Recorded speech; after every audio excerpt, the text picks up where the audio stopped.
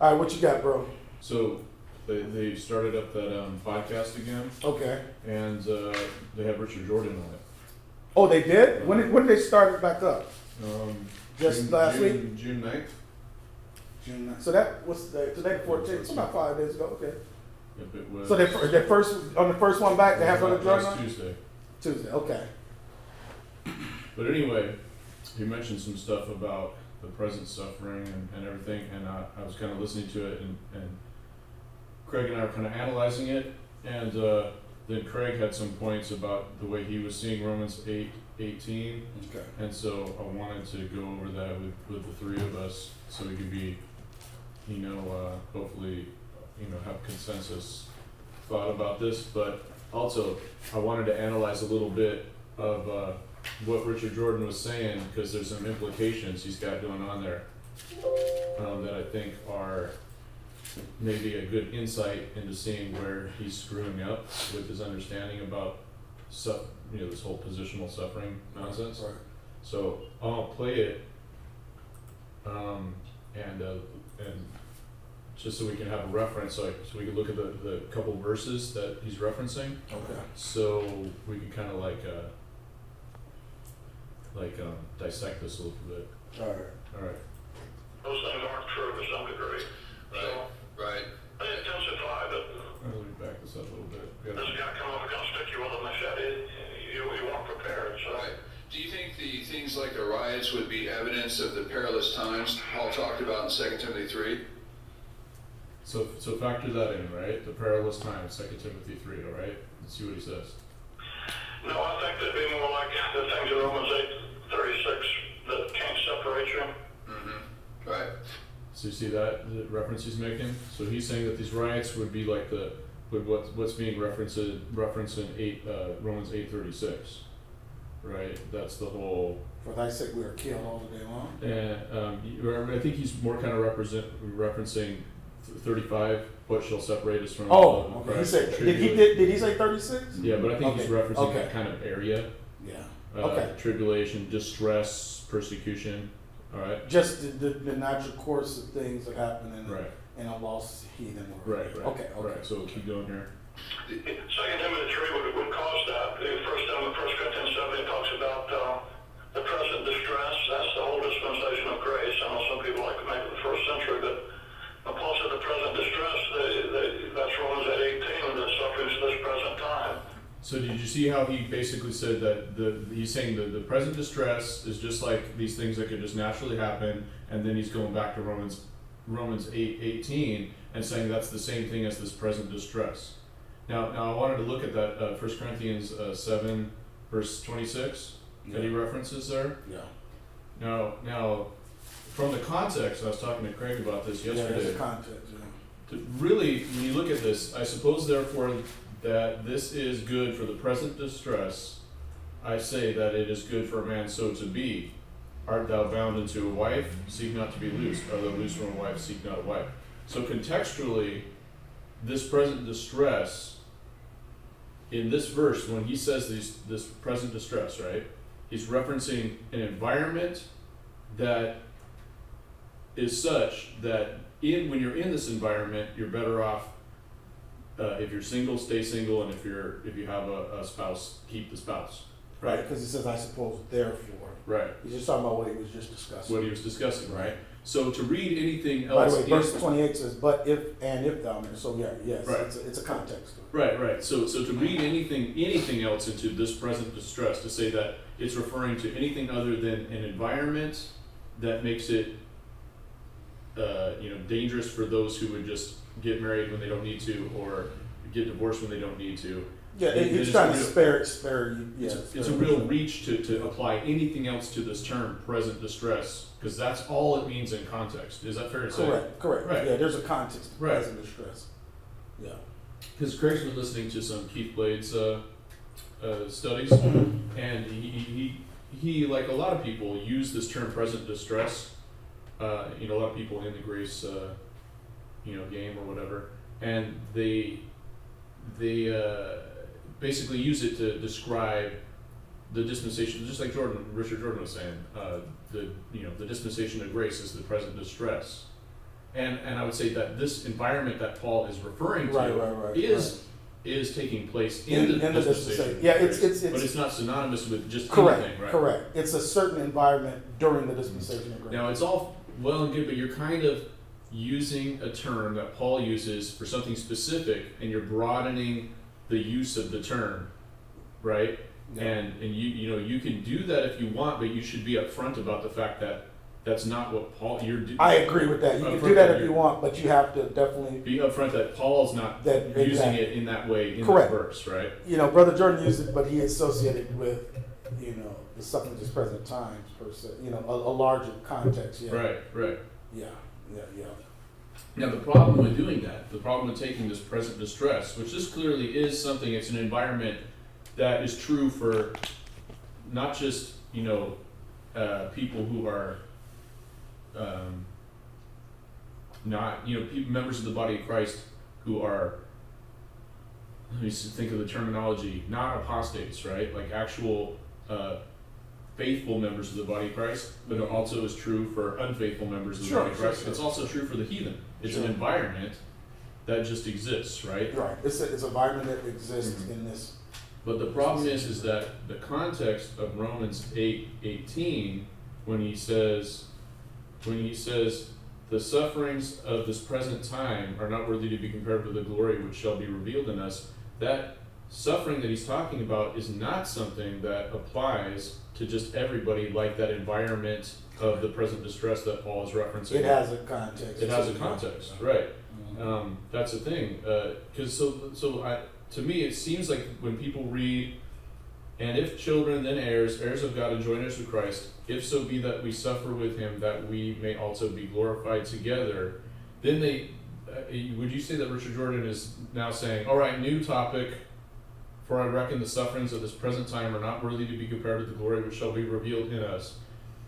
The problem is that why would he have a new topic out? He literally mentioned the word suffer in verse 17. Why would the sufferings in verse 18 not be connected to What's that? ironic about it, I learned from Brother Jordan that word for that begins verse 18 is further explanation or further what was just being what said. he was just saying. Right. It's connected to what he just said. So if he wants to he's amplifying on what he's just said. So if Richard Jordan wants to try and conflate these the present distress of 1 Corinthians in this broad usage of the term that he's making it even broader than Paul's context, and then somehow saying that it is the same as what's being mentioned in verse 18, well then he's saying that he'd have to therefore logically say that everybody is suffering with Christ, because everybody, right, including the heathen, right?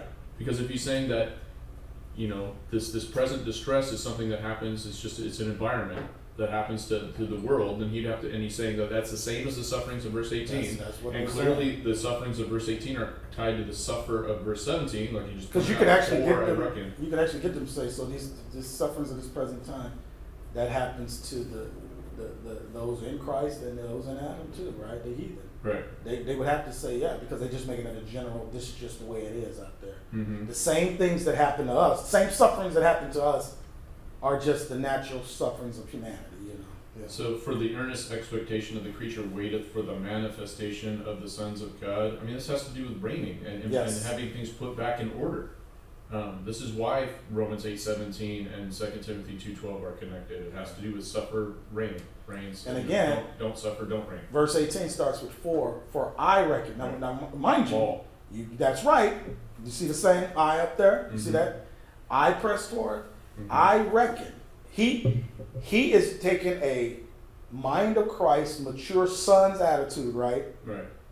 Those sufferings, that suffering in 18 is the same suffering in 17. It's suffering with him. Right. It's a particular type of suffering in this present time. There's no automatic positional suffering for suffering with Christ. The Romans 8:18 sufferings of this present time are the same sufferings Paul is talking about in verse 17, suffering with him. Yep. It's a particular suffering that comes with enduring the sound doctrine. And you mentioned today, children don't suffer. They choose not to suffer. Yeah, they avoid it at all costs. To suffer is part of maturity. Yeah.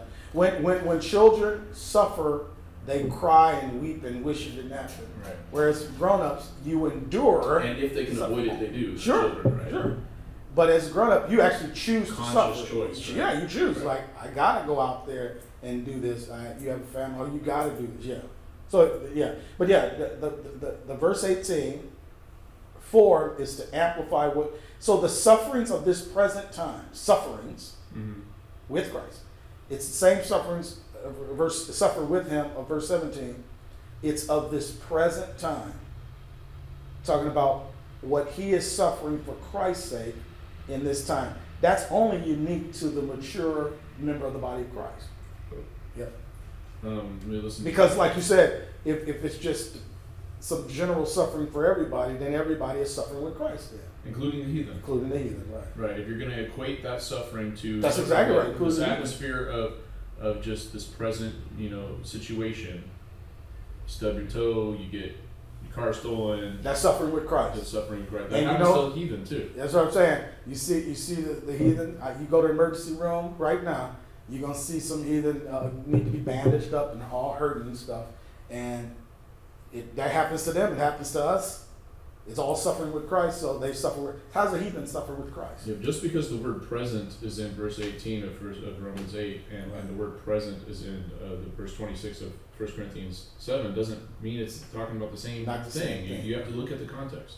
But let me listen to Context is always the key. Yeah. All right, go ahead. I'm going to listen a little bit more and see if I forget if there's something more relevant here. Let's see.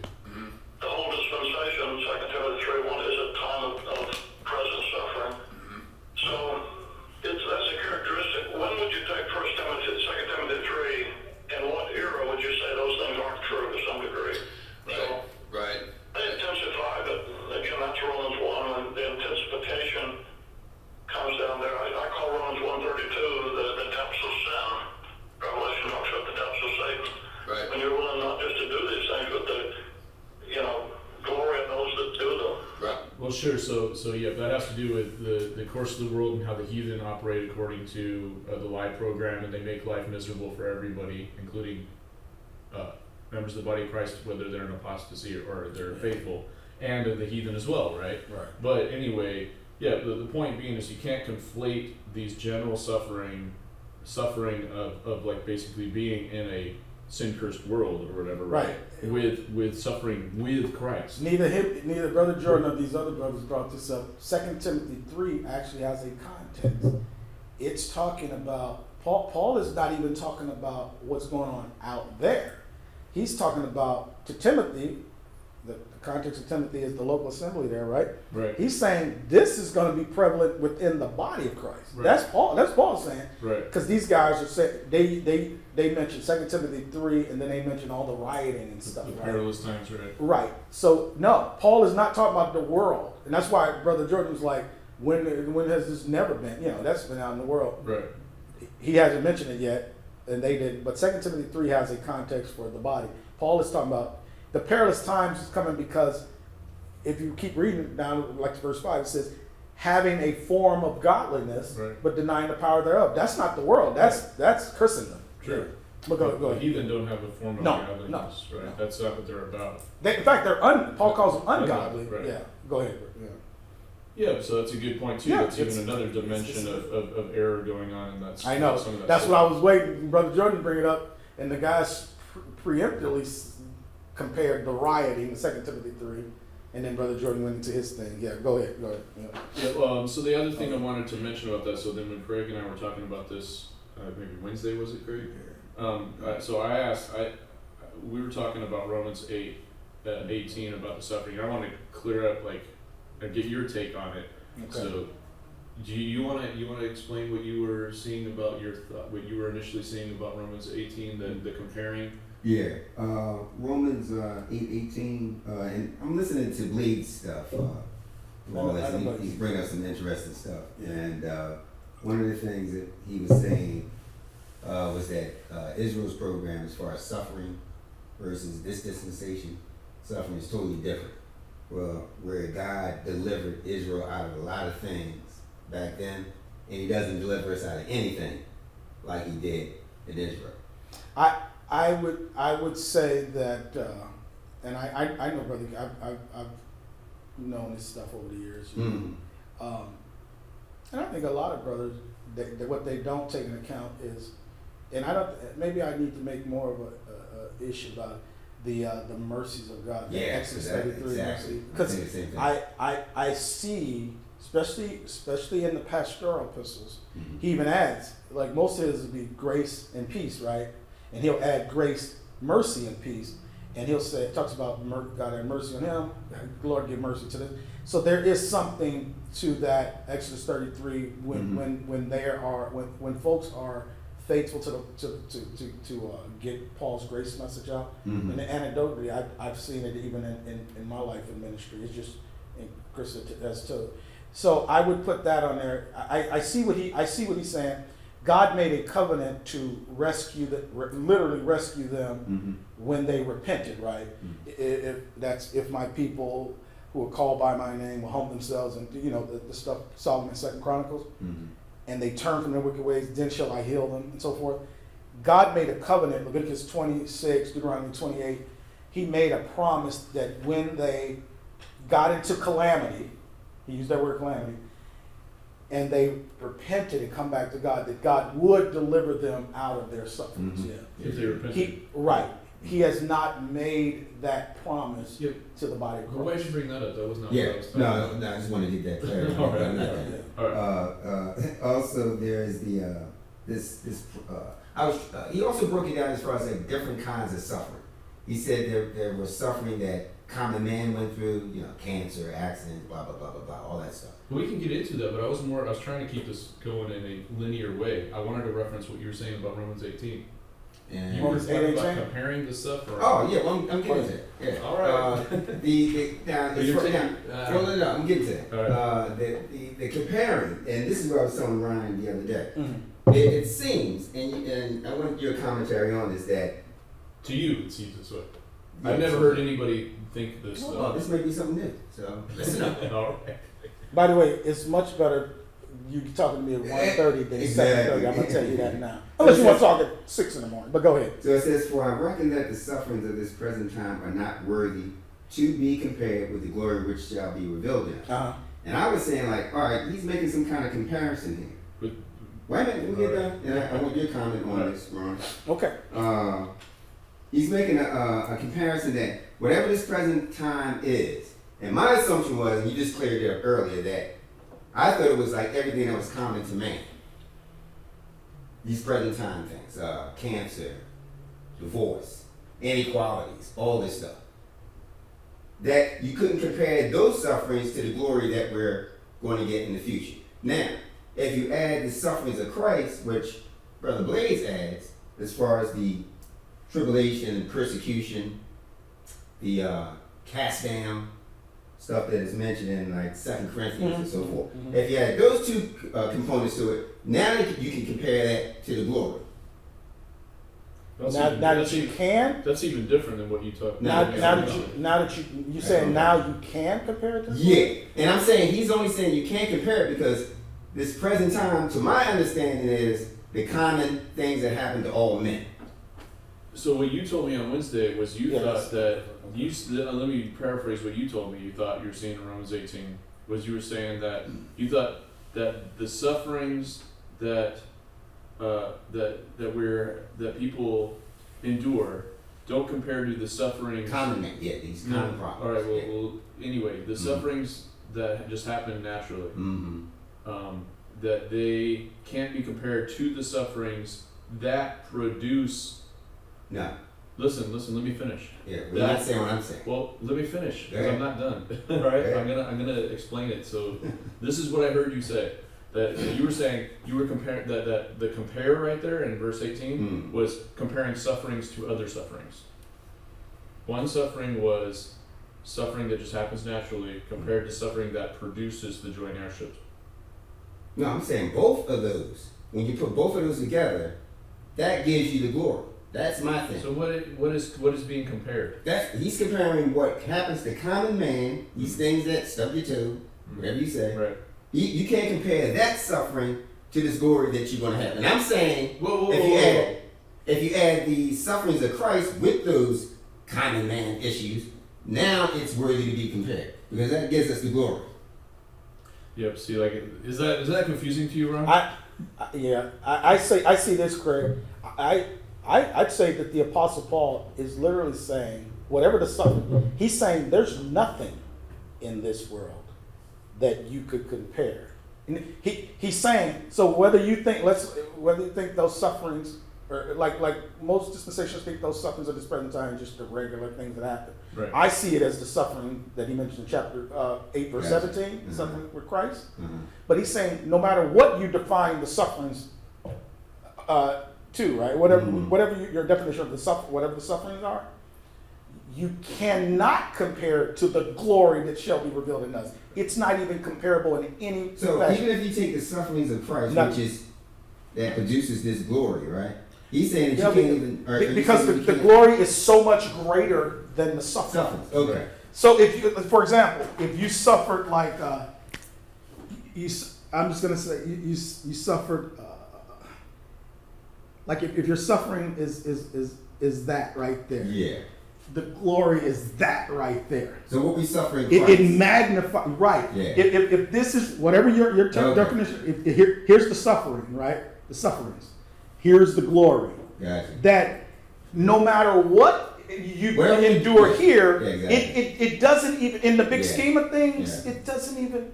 It's That's like it. it's That's like it. a drop of water in the ocean. It's the biggest return on investment you can Gotcha. possibly. Exactly. Now that makes sense. It's yeah. not, you can. But Yeah. Go ahead. and Go ahead. going Yeah. back to your point, I want to say that contextually, the suffering that he's referencing is suffering that produces glory. Correct. If it didn't produce glory, It's- why would we be comparing? Exactly. it? It's Isn't that fair to suffering. say? Good way of putting it, right? It's suffering that produces glory. Right. And not all suffering does, Chris. Right. So not all why suffering does. why would you compare suffering? Because the suffering that the heathen go through, it's producing no glory. Right. So why would you compare something that doesn't produce glory to the glory that happens? Right. Because what you're saying is, it's like saying, we're going to do all this work to build something, and it's going to be worth it in the end because we're going to have a cool product, right? Mm-hmm. But if the work you were doing was not producing the product, then why would you even make that statement? You couldn't say like, it's going to be worth, sweeping the, street out here because, some other guy's going to get like a car because he's working somewhere else. It's like, you need what you're working for produces the thing that you compare to it, or otherwise you wouldn't make the comparison. Is my point. All right. So I'm clunkily saying. So this present time is the sufferings we go through in the body, right? In the context, the suffering that you're doing that produces glory. During this Suffering for the dispensation. mystery, Right. Not just random sufferings, Mhm. Right. not right. just sufferings because Yeah. you remember the And Craig, the plus sufferings- random sufferings. The sufferings in verse 18 Yeah. are verse 17 suffered with him. Right. They're Gotcha, a okay. unique suffering. Gotcha. It's not just the natural It's not sufferings the- that happen. It's not the broad. Right.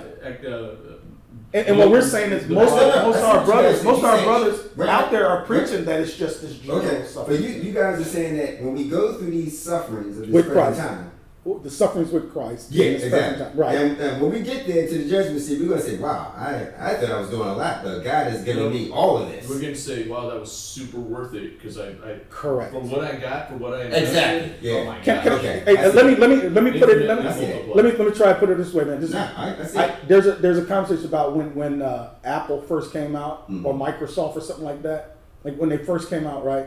And folks say, "Man, I wish I would have invested in Microsoft," Yeah. right? When they first came out, or Facebook or something like that. Right. Because when their stock first went public, it was just a little bit, right? And if you would have known 20 years later Yeah. that these guys became billionaires, right? It's like investing in Facebook when they first went public. Yeah. 20 years ago, whatever, not 15 years ago, and now you sold that stock for millions of dollars, right? You go, man, for that little investment, man, it was like my pocket change, right? I put a couple of $100 into it, and now I'm getting $2 million out of it, or something like that. There It's was just like you work hard for that money, and it was a risk, but the return was so great. Risk versus return. There was a guy that did some kind of graphic design or something for Facebook early on, and they didn't have the money to pay him legitimately, so they gave him some kind of shares. Oh, man. And Now the guy's just a total billionaire for this one job he did. That's amazing. Something. They go, hey, we don't even have the money to pay you, Right. but we'll just give you shares. Right. He goes, cool, I'll do the work for you. He's sitting back rolling. He's sacrificing. Maybe this startup will become nothing and it'll be a waste of my time. But now he's glad he did it because he's a billionaire. Because That's it right there. Right. And they would say, you would have sacrificed not getting paid your salary for work. He goes, yeah, man, I was going to do it. I just get. But his return, he would say, that little bit of potential sacrifice of that salary that they didn't have money to give me, compared to now, it's not even comparable, man. Yeah. So one thing I wanted to say though is that the problem is that a lot of people within the grace community, if you can call it that, people that teach grace, the right division and everything, they have this broad definition of present distress, which means not just what Paul's talking about, but just in general things that are going bad for people because we live in a sin-cursed world, and they're saying that somehow that should be compared to the glory that we're going to receive as joint-heirs. That doesn't make any logical sense, is my point. And another key, guys, is when Paul goes Because it doesn't personal, produce that. when he says, for I reckon, if it's just general something, he would just go, we should reckon, or the world reckons. When he says, I reckon, when he personalizes it, it's something, it's something particular. Listen, he's operating in maturity that he wants you to operate. Exactly. He's saying, this is what I do, you should do this too. That's the key, guys. Practice, not my brain has learned when I studied over the years that when Paul goes I and whatever, he's going, I'm telling you my mindset about this, and it should be yours. Exactly. So, by the way, when you see that type of stuff, that's like practice. That's your practice, man. So where do we put into the scheme of things the common things that happen to us? One of the things I was there's that passage where he says in 1 Corinthians, such as is common to man. There's certain things that are just part of living in this. And one of the things I was getting at and listening to that video is that people that are in the body or Christianity, whatever you want to call it, they rely on the things that Israel was given from God as far as like delivering them out of certain things. People in the body are thinking that this same technique is used on them that was used on Israel. And that's almost, it's like a big fallacy in a sense. I mean, what do you see any dangers with people thinking like that they're going to be Sure there's danger. Yeah, and what is that? Because God hasn't made us any explicit promises to deliver us from, just that's the what things your that happen. doctrine of intervention videos. Right. Okay. Right. So that, he actually has promises written down for Israel because they will have a covenant if then, right? Mm-hmm. But he would also think about this. He would also curse them. He said, "Cursed shall you be," right? Curses and blessings and curses. So God would, when it says, "I the Lord," this gets a lot of atheists, man. You're benevolent God and good God. He goes, "I create evil," right? In Isaiah, he says, "I create evil." They go, "See, God made evil," but it's a context. It's in context of the law covenant. He creates good for them. He creates evil for them. It's a context of the covenant people. God is not out here creating evil for the average person, for us today. Evil comes. There's active evil, Satan. There's the sinfulness of man. But this is not God causing evil. You know what I mean? But for Israel, he would literally cause evil for them. But he would cause a blessing for them too. Well, so I want to say, what do you think is behind this error that people are not making these connections, making these false connections about this suffering? It's just the way it's the sacred cow, man. It's the sacred cow. It's just the way it's been taught. And then saying that all, because the answer is to understand that heirs of God, and joint heirs with Christ. It's that there's a separation right there. That lets you know something different is being spoken of. First, it's something positional, then it's something practical, right?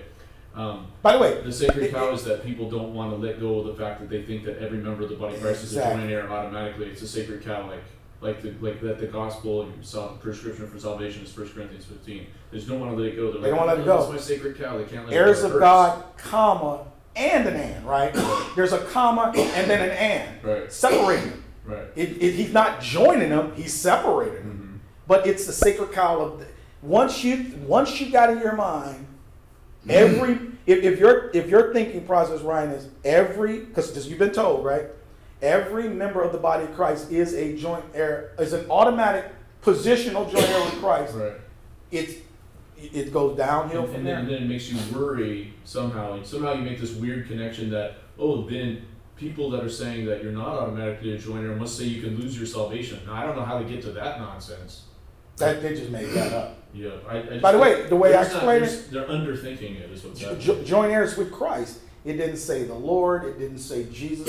It literally is. See, you got to know that too. When Paul talks about that, inherent in the word Christ is the suffering and the glory. If he just said Jesus or the Lord, yeah, but that's some pretty meat truth. That is meat truth, but that helped. Yeah, especially people who are not part of assemblies who dig in and have the. But it's truth that I've learned from the scripture that helps make this verse even more clear. See, I see all those nuances in every one of these words, man. That if they were part of our assembly, I mean, thank God you do share this stuff with them, so I'll say it, but they're not being taught this stuff, bro. Yeah, well, definitely not trying to throw any shade on, especially Mike and Joel. I appreciate I appreciate their podcast and everything, and maybe they don't see this stuff. A lot of people don't see it. Nah. And Marisha Jordan obviously doesn't see it, even though we had that video that he did back in the day, I think in 2012, where he's clearly pointing, making the connection. Something happened in the next year, 2013. That's true. 8:17 and 2 Timothy 2:12. But that being said, we love all our brothers and sisters in Christ. But some of these things are important. We got to say, hey man, it might be a sacred cow, but let's talk about this thing. Let's have a dialogue and get this going. I wanted to read that email real quick too that I sent you guys about getting saved and then suffering the common hardships that happen to all people lost and saved alike, i.e. getting your car stolen and becoming ill, etc. That's the unbiblical concept known as positional suffering with Christ. It doesn't exist, right? In order to claim that at the moment of salvation that every member of the body of Christ is automatically a joint heir, you have to claim that Romans 8:17 contains the one and only time suffer is automatic / positional, right? And also claim that Romans 8:17 contains the one and only time if so be is not conditional. Right. And who exactly decides this about these rare anomalies? And on what grounds? The Bible uses if so be 16 times, and you're telling me 15 times, including 5 times used by the Apostle Paul. It's always conditional, except the one and only time that it's quote unquote not. In actuality, very convenient, right there. Right, very convenient. In actuality, if so be is always conditional, and there's no such thing as positional suffering with Christ. Once you reckon this indisputable truth, you either have to accept that being a joint heir is conditional, or that no one is a joint heir. There is no third option. And I had some of their points here. If you are basing an eligibility on a criteria that is non-existent, then that eligibility is forever unobtainable. Mm-hmm. If you are claiming one's status as a joint heir with Christ is dependent upon possessing something that doesn't exist, i.e. positional suffering with Christ, then no one can ever be a joint heir. By expunging conditionality from by expunging conditionality from the status of being a joint heir with Christ, you are thereby making that particular eligibility criteria, positional suffering with Christ, equally a requirement for the statuses that precede joint heirship, i.e. for being a child of God or an heir of God. By saying one's ability to be a child of God and an heir of God is equally dependent upon the same impossible to possess criteria, you are thereby making the status of being an heir of God or a child of God equally unobtainable. If joint heirship is unconditional, then everything required in order to be a joint heir is equally required in order to be a child of God or an heir of God. It's an inexorable package deal. Right. An analogous example of this unconditionality of joint heirship heresy in action. The Spirit beareth witness with our spirit that we are the children of God, and if children, heirs of God, and joint heirs with Christ. All these titles are true for us because we own unicorns, and since we own unicorns, we are also glorified with Christ. I mean, it's like saying, like, you have to possess an impossible thing to obtain, and therefore you are these things. Because the point is that positional suffering with Christ just does not exist. It's a non-existent thing. And you can't, if you're basing... Right, they just made that concept up. If you're basing joint heirship on something that doesn't exist, that's the criteria. You have to possess this thing that doesn't exist. Then you can't be a joint heir. Right. The Spirit, here's the non-analogous version. The Spirit beareth witness with our spirit that we are the children of God, and if children, heirs of God and joint heirs with Christ. all these titles are true for us because we possess positional suffering with Christ. And since we possess positional suffering with Christ, we are also glorified together with Christ. Problem is, positional suffering with Christ does not exist. Right. This proves that the heretical claim, i.e. that being a joint heir is unconditional, attacks the prescription for salvation from hell and eternal security by requiring an impossible to obtain requirement in order to be a child of God and an heir of God. So the problem is that, the people say, oh, you guys are claiming that joint heirship is conditional. You're attacking eternal security. You're attacking salvation. Actually, the opposite is true. That's projection. By saying that joint heirship is not conditional, then you're saying that to be saved, you have to have positional suffering with Christ. The problem is that positional suffering with Christ doesn't exist. Right. So if you're making positional suffering with Christ a requirement for joint heirship, then that means and you're saying that it's unconditional, then that means all the things that precede it are also dependent upon having positional suffering with Christ, a non-existent thing that doesn't exist. So those who claim that being a joint heir is not conditional are, via that heresy, making our salvation dependent upon possessing something that doesn't exist, positional suffering, which thereby makes our salvation from hell forever impossible to obtain. When you claim that joint heirship is unconditional, you are thereby betting your entire salvation from hell, going all in, on the argument that positional suffering exists, and that you're basing your argument on this and this alone. That Romans 8:17 possesses the only instance of positional/automatic suffering with Christ in all of the Bible, as well as the only time "if so be" is used unconditionally in all of the Bible. And you have no evidence for these two claims. These two anomalies exist simply because you say so, and everyone should just take you at your word concerning that matter and believe it because you pinky swear it's correct based on nothing but that you just say it's so. Ultimately, this is why the comma of Romans 8:17 that separates joint heirs from that which precedes the comma is so important. The statuses that precede the comma must be left unconditional, i.e. free from works, i.e. the work of suffering with Christ, in order to keep the Pauline gospel of grace intact. Since suffering with him is unconditional because, quote unquote, because positional suffering with Christ is non-existent as a unicorn, there has to be a status connected to the condition of suffering with him. That's where the status of being a joint heir comes in. One more thing. Mm-hmm. Next, we must deal with the goalpost moving argument that if so be we suffer with him, that we may also be glorified together as a standalone statement that comes out of left field, a non sequitur that's not connected to anything preceding I know, it. that's crazy.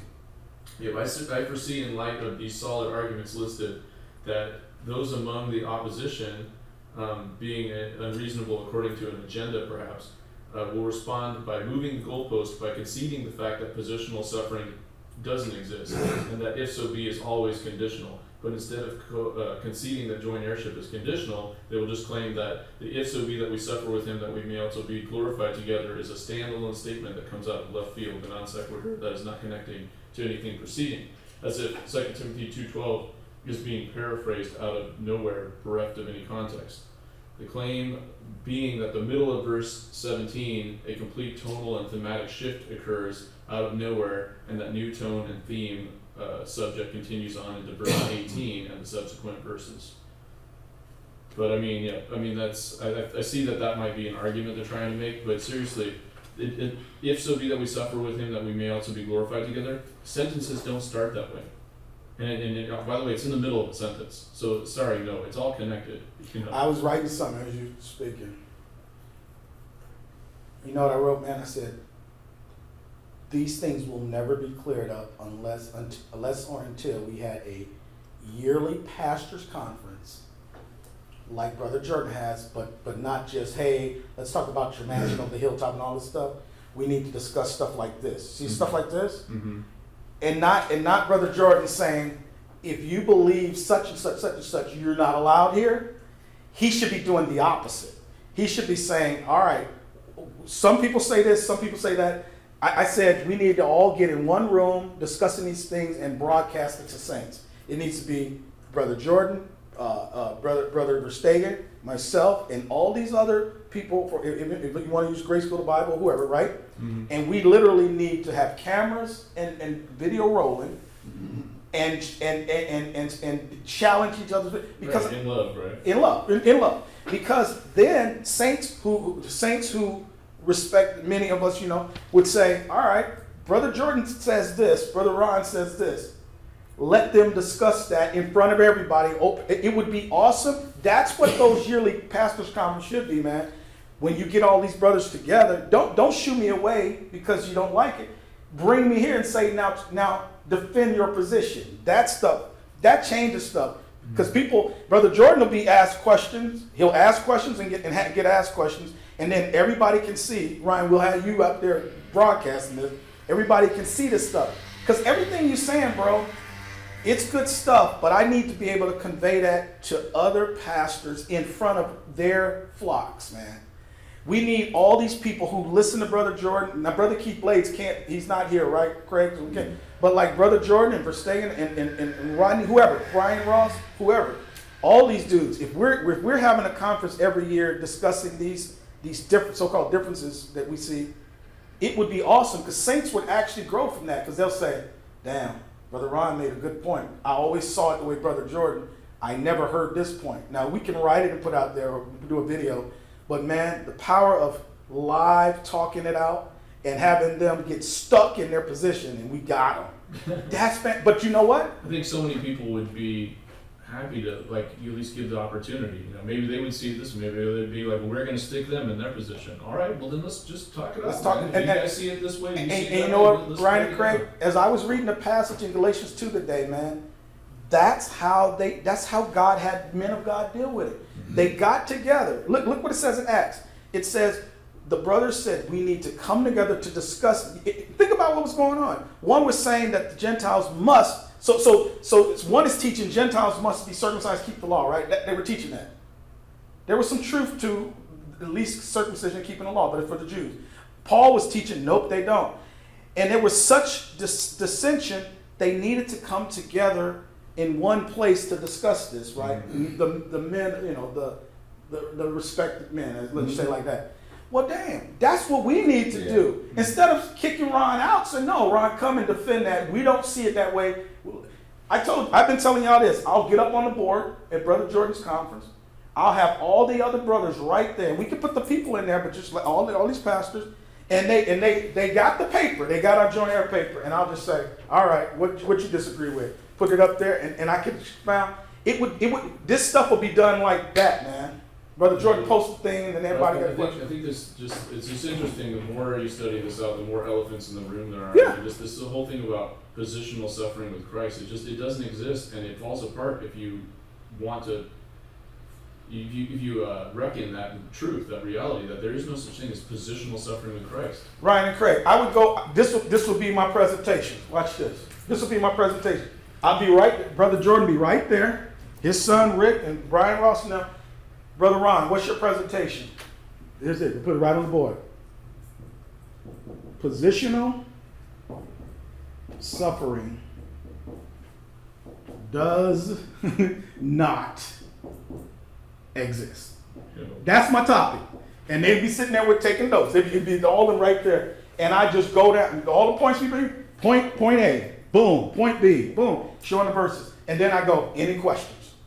Man, we could just cut through. If this is what those conferences was doing, man, whatever the big position, you know, whatever the thing that's. You might have to augment it by saying positional suffering with Christ. Because then they'd want to go to you don't stub your toe, you don't get your car stolen. We're not talking about that. We're talking about positional suffering with Christ. That's the issue of the Romans, my Romans 8, 17 and 18. By the way, that would be, in my 45 minutes, I get to go up there and defend that position with the things. And then we open up for questions. And they would say, well, you said it, but what about this, brother? Oh, let's look at it. Man, if what Brother Jordan, the potential was there to say, every year, let's get these guys from all over the country together, not just teaching, okay, water baptism is not for today. Things we all agree on anyway. Yeah. Let's tackle these tough things that's been out there, especially through social media. So someone who's teaching positional suffering with Christ does exist. And then I come up there, instead of saying, Brother Ron doesn't believe that, so don't invite him. Say, Brother Ron doesn't believe that, invite him. Let's see what he got to say about it. Let's test it. That's what we should be using these conferences for. But man, Ryan, it's frustrating, man. Because we could just we could nip that stuff in the bud. if we broadcast, so all the saints who listen to Jordan and whoever, they'll be tapped in live feed, man, and we'll post it. And they'll be, hell, we'll, after everybody in the room asks questions, we'll open it up to the people. You got a question too, let's do it. It'll be awesome. Yeah. But if I offered that to Brother Jordan, he wouldn't do it. Status quo is, this dude tells you what you're going to teach on. Well, maybe this something could open up. I know that's happened in the past, but you never know. I mean, you pray for people that they have a different outlook. But I want to say, like, I think the fact that Brian Ross and Rick Jordan made things personal, though. I think once you get that type of personal offense in your heart and it bruised, that's really hard to deal with, man. You know, that's why you always got to guard your heart. That can be a yeah. That can be But anyway, go ahead. Point. I was just thinking that. I want to say, like, you often say, you don't want to be right, you want to get it right? And it's like, we've crunched the numbers, we've looked at all the verses that could dispute this, and like you always say that the definition of heresy is not taking all the verses into account. So I'm super open to anybody saying, "Oh, this you haven't considered this verse, you haven't considered that." Verse. By the way, that'd be great. You probably that. You guys probably never. I probably never said this. Let me tell y'all something. You think about what I'm about to say. Paul says in 1 Corinthians 11, there must be heresies among you, that they which are approved are made manifest among you. You know what he's saying? You know what he's saying? Being a heretic, at least in the beginning, right? Mm-hmm. Sincerely wrong. You're passionate about a position, but you just don't know the other verse, right? Right. That's not a bad thing per se, okay? It's just that you don't know all the verses. You're passionate, but you have a zeal, but not according to knowledge. Right. What God says, a man that is a heretic after the first and second admonition reject him, right? Notice he don't say if he's a heretic, reject him. He says, admonish him one and try to redirect him through the doctrine. Mm-hmm. That's how you handle it. And what you're saying is that people getting it wrong could be part of the mechanics of helping to people understand. Sure. You know what it's like, guys? It's straight up like an immune system, man.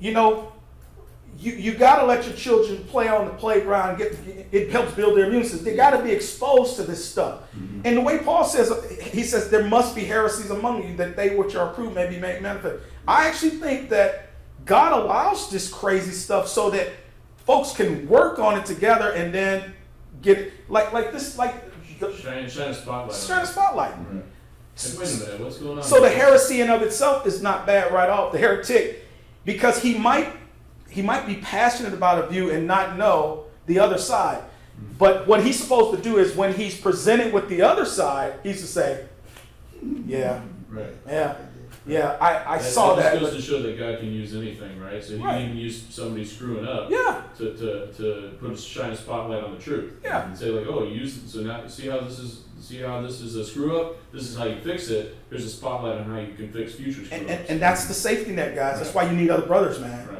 Look, man, can I tell you the best thing that would ever happen to the grace movement, as they call it, the grace movement, is if Brother Jordan every year brought in 30 pastors and said, all right, guys, here over the past year, we've heard from saints. We've all heard from, hell, I could have Ryan give them the topics. Ryan knows all this stuff. Okay, there's a teaching out there that suffering with Christ, a positional suffering with Christ does exist. Brother Ron, you and your assembly, you said you worked it out. You said positional suffering with Christ does not exist. All right, let's discuss that. Let's discuss it. You present your argument, or somebody else presents their argument, and I'd love for them to say that it does exist, and I'm taking the notes and I'm just listening to what they say, and then I get to grill them. Because what happens is, if you got this stuff, and it's being broadcast live, man, none of these guys want to be embarrassed up there, okay?